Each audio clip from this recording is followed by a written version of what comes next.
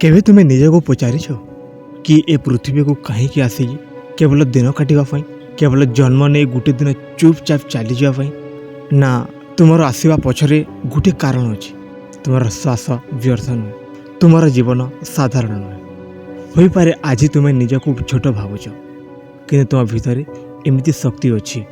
जहाँ तुम्हें निजे मध्य एजावत चिन्हे नहीं ए दुनिया तुमको खाली हाथ में पठेनी तुम सहित गोटे काम गोटे दायित्व गोटे पर्पज पठाई एवं जे दिन तुम्हें से पर्पज को चिन्हब से दिन तुम जीवन पूरा बदली जीव तुम्हें पृथ्वी को कहीं आसीच ए प्रश्नटा हो पारे तुम मन में अनेक थर आसी एमती समाज आसी जिते बड़े सबकि थिले मन में एक खालीपण आसे लोक मैंने चारिपाटे रहती काम चली था दिन कटि जाए किंतु मन भितर गोटे शब्द घूरी घूरी कहे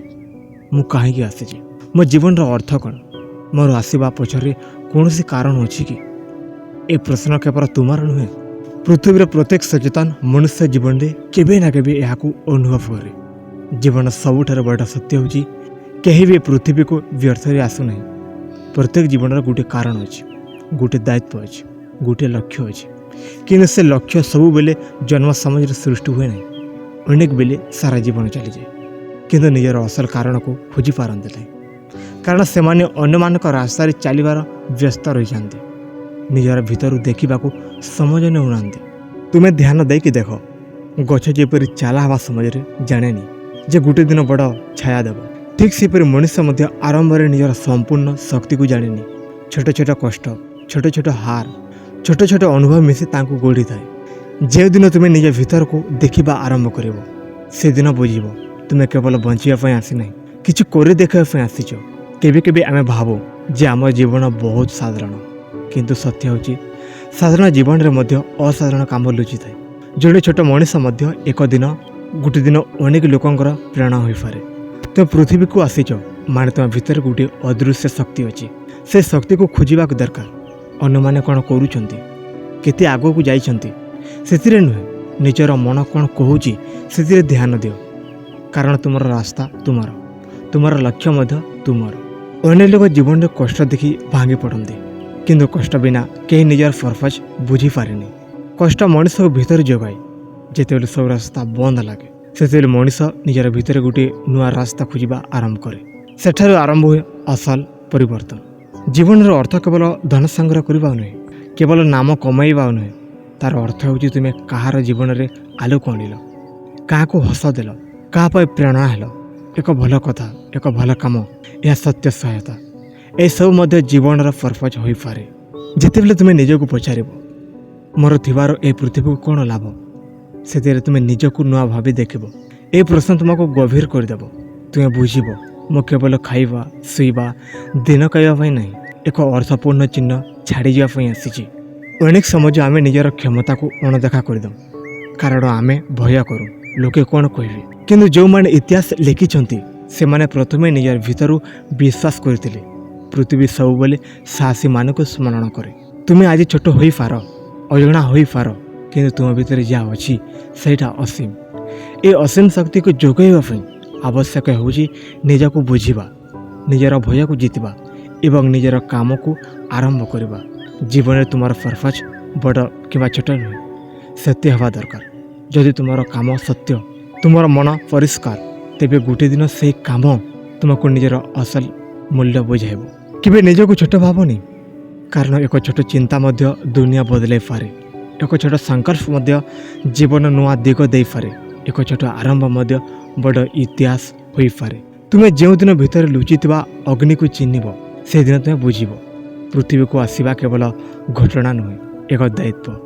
तुम्हें क्या इन्स्पायर करने को आसीच किसी नुआ सृष्टि करने को आसीच निजर स्वप्न को सत्य करने को आसीच जीवन सबुठार बड़ दुख हो निजर शक्ति थिले ताको व्यवहार न कर चली से आज निजे को अंदाज करनी तुमर मनर कथा शुण तुम भीतर जहाँ कहूँ से शब्द को अवहेला करनी देख गोटे दिन आसब जो दिन तुम्हें निज जीवन पढ़ पृष्ठा को देख एवं बुझब जो समाज तुम्हें भावुल सबकि शेष से समाज असर तुमर नुआ आरंभ होता जो दुख को तुम्हें अभिशाप भावी से दुख तुमको भीतर शक्तिशाली करुला ଯେଉଁ ଲୋକ ତୁମକୁ ଛାଡ଼ି ଯାଇଥିଲା ସେଇ ଅବସର ହାତରୁ ସରି ଯାଇଥିଲା, ଯେଉଁ ସ୍ୱପ୍ନ ଭାଙ୍ଗି ଯାଇଥିଲା ସେ ସବୁ କେବଳ ତୁମକୁ ଶିଖାଉଥିଲା ଯେ ତୁମର ଆସିବା କେବଳ ସୁବିଧା ପାଇଁ ନୁହେଁ, ତୁମର ଆସିବା ଏକ ଗଭୀର ଉଦ୍ଦେଶ୍ୟ ପାଇଁ। ତୁମେ ଏ ପୃଥିବୀକୁ ଆସିଛ ମାନେ ତ ଭିତରେ ଏମିତି କିଛି ଅଛି ଯାହା ଅନ୍ୟ କାହାର ନାହିଁ। ପୃଥିବୀରେ କୋଟି କୋଟି ଲୋକ ଅଛନ୍ତି, କିନ୍ତୁ ତୁମର ଚିନ୍ତା, ତୁମର ଅନୁଭବ, ତୁମ ଭିତର ଯୁଦ୍ଧ, ତୁମର ସ୍ୱପ୍ନ ସବୁକିଛି ଅଲଗା। ଏ ଅଲଗାପଣ ହେଉଛି ତୁମର ପରିଚୟ। ଅନେକ ଥର ସାରା ଜୀବନ ଅନ୍ୟମାନଙ୍କ ପରି ହେବାକୁ ଚେଷ୍ଟା କରି ନିଜକୁ ହରାଇ ଦିଅନି, କିନ୍ତୁ ସତ୍ୟ ସଫଳତା ସେତେବେଳେ ଆସେ ଯେତେବେଳେ ମନୁଷ୍ୟ ନିଜକୁ ଚିହ୍ନିବା ଆରମ୍ଭ କରେ। ତୁମ ଜୀବନର ଅର୍ଥ ସବୁବେଳେ ବଡ଼ ମଞ୍ଚରେ ଦେଖାଇବା ପାଇଁ ନୁହେଁ। କେବେ କେବେ ତୁମର ପର୍ପସ୍ ହେଉଛି ଘରର ଲୋକଙ୍କୁ ଶକ୍ତି ଦେବା, କେବେ କେବେ ନିଜକୁ ଏତେ ଶକ୍ତିଶାଳୀ କରିବା ଯେ ଆସନ୍ତା ପିଢ଼ି ତୁମକୁ ଉଦାହରଣ ଭାବେ ଦେଖୁ। କେବେ କେବେ ତୁମର ପର୍ପସ୍ ହେଉଛି ନିଜର ଅନ୍ଧାରକୁ ଜିତି ଅନ୍ୟଙ୍କ ପାଇଁ ଆଲୋକ ହେବା। ତୁମେ ଭାବ, ଯଦି ତୁମେ ଆଜି ନିଜକୁ ଛାଡ଼ି ଦିଅ ତେବେ ତୁମ ଭିତରେ ଥିବା ସେ ଅନେକ ସମ୍ଭାବନା ମଧ୍ୟ ଶେଷ ହୋଇଯିବ। ଯେଉଁ ସ୍ୱପ୍ନ ଏହି କ୍ଷଣି ଅନ୍ଧାରରେ ଅଛି ସେମାନେ ଆଲୋକ ଦେଖିପାରିବେ ନାହିଁ। ଯେଉଁ ଲୋକମାନେ ଆଗାମୀ ଦିନରେ ତୁମର କଥାକୁ ପ୍ରେରଣା ନେବେ ସେମାନେ ସେ ପ୍ରେରଣା ପାଇବେ ନାହିଁ। ତେଣୁ ତୁମର ଲଢ଼ାଇ କେବଳ ତୁମ ପାଇଁ ନୁହେଁ, ଅନେକ ଅଦୃଶ୍ୟ ଜୀବନ ପାଇଁ ମଧ୍ୟ ଅଟେ। ଯେତେବେଳେ ରାତି ବହୁତ ଅନ୍ଧାର ଲାଗେ ସେତେବେଳେ ସକାଳ ଆସିବାକୁ ବହୁତ ନିକଟ ଥାଏ। ସେହିପରି ଜୀବନରେ ଯେତେବେଳେ ତୁମେ ଅନୁଭବ କର ଯେ ସବୁ ଶକ୍ତି ଶେଷ, ସେତେବେଳେ ମଧ୍ୟ ତୁମ ଭିତରେ ଗୋଟିଏ ନୂଆ ଶକ୍ତି ଜନ୍ମ ନେଉଛି। କେବଳ ସମସ୍ୟା ହେଉଛି ଆମେ ସେ ଶକ୍ତିକୁ ତୁରନ୍ତ ଦେଖିପାରୁନାହିଁ, କିନ୍ତୁ ସମାଜ ପ୍ରମାଣ କରେ ଯେ ଯେଉଁମାନେ ଭାଙ୍ଗି ନାହାନ୍ତି ସେମାନେ ନୂଆ ଇତିହାସ ଲେଖନ୍ତି। ତୁମେ ନିଜର ଜୀବନକୁ ଅନ୍ୟ କାହା ସହିତ ତୁଳନା କରନି, କାରଣ ପ୍ରତ୍ୟେକ ଲୋକଙ୍କର ସମାଜ ଅଲଗା, ଯାତ୍ରା ଅଲଗା ଏବଂ ଦାୟିତ୍ୱ ମଧ୍ୟ ଅଲଗା। କାହାରି ଗତି ବେଗରେ ନୁହେଁ, କିନ୍ତୁ ଗନ୍ତବ୍ୟ ସବୁଙ୍କର ନିଜ ନିଜ ଅର୍ଥ ନେଇ ଆସେ। ତୁମେ ଯଦି ଧୀରେ ଯାଉଛ ତାର ଅର୍ଥ ହେଉନାହିଁ ଯେ ତୁମେ ପଛକୁ ପଡ଼ିଗଲ, ତାର ଅର୍ଥ ହେଉଛି ତୁମ ପଥ ତୁମକୁ ନିଜ ଭାବେ ଗଢ଼ୁଛି। ଜୀବନରେ ଯେତେ ହାର ଆସୁ ଗୋଟିଏ କଥା କେବେ ଭୁଲନି, ତୁମର ଅସ୍ତିତ୍ୱର ମୂଲ୍ୟ ହାରରୁ କମିଯାଏନି। ଆଜି ଯଦି କେହି ତୁମକୁ ବୁଝୁନାହାନ୍ତି ତାର ଅର୍ଥ ଏହା ନୁହେଁ ଯେ ତୁମେ ମୂଲ୍ୟହୀନ। ଅନେକ ସମାଜ ମୂଲ୍ୟବାନ ଜିନିଷକୁ ଚିହ୍ନିବାକୁ ସମୟ ଲାଗେ। ତୁମେ ନିଜକୁ ସେ ସମୟ ଦିଅ। ତୁମେ ଯେଉଁଦିନ ନିଜର ମନରେ ନିଷ୍ପତ୍ତି ନେବ ମୁଁ ଯେପରି ସ୍ଥିତି ହେଉ ରୋକିବି ନାହିଁ, ସେଦିନ ତୁମର ଜୀବନର ନୂଆ ଅଧ୍ୟାୟ ଆରମ୍ଭ ହେବ। ସେଠାରୁ ଭୟ ଧୀରେ ଧୀରେ ଛୋଟ ହେବ, ସନ୍ଦେହ କମିବ ଏବଂ ବିଶ୍ୱାସ ବଢ଼ିବ। ଏ ବିଶ୍ୱାସ ହେଉଛି ତୁମକୁ ସେ ସ୍ଥାନକୁ ନେବ ଯେଉଁଠାରେ ଆଜି ତୁମେ କେବେ କଳ୍ପନା କରିନଥିବ। କେବେ କେବେ ମଣିଷ ଭାବେ ମୋ ପାଖରେ କିଛି ବଡ଼ ସାଧନ ନାହିଁ, ତେବେ ମୁଁ କ'ଣ କରିବି? କିନ୍ତୁ ସତ୍ୟ ହେଉଛି ବଡ଼ ସାଧନ ନୁହେଁ,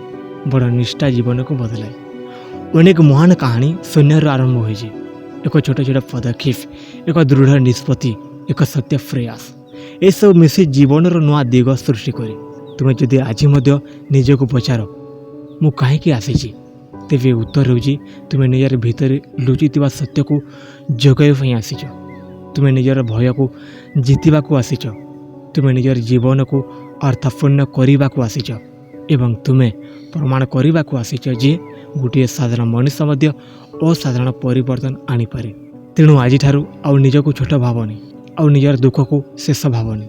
ଆଉ ନିଜର ହାରକୁ ପରିଚୟ ଭାବନି। ତୁମର ପରିଚୟ ହେଉଛି ତୁମର ଚେଷ୍ଟା, ତୁମର ସାହସ, ତୁମର ଧୈର୍ଯ୍ୟ ଏବଂ ତୁମର ଭିତରେ ଲୁଚିଥିବା ସେ ଆଲୋକ ଯାହା ଏହି କ୍ଷଣି ପୁରା ଯୋଗାଇ ନାହିଁ। ଗୋଟିଏ ଦିନ ନିଶ୍ଚୟ ଆସିବ ଯେଉଁଦିନ ତୁମେ ନିଜକୁ ଦେଖି ଗର୍ବ ଅନୁଭବ କରିବ ଏବଂ କହିବ ହଁ ମୋର ଆସିବାର କାରଣ ଥିଲା ଏବଂ ମୁଁ ସେ କାରଣକୁ ବ୍ୟର୍ଥ ହେବାକୁ ଦେବି ନାହିଁ।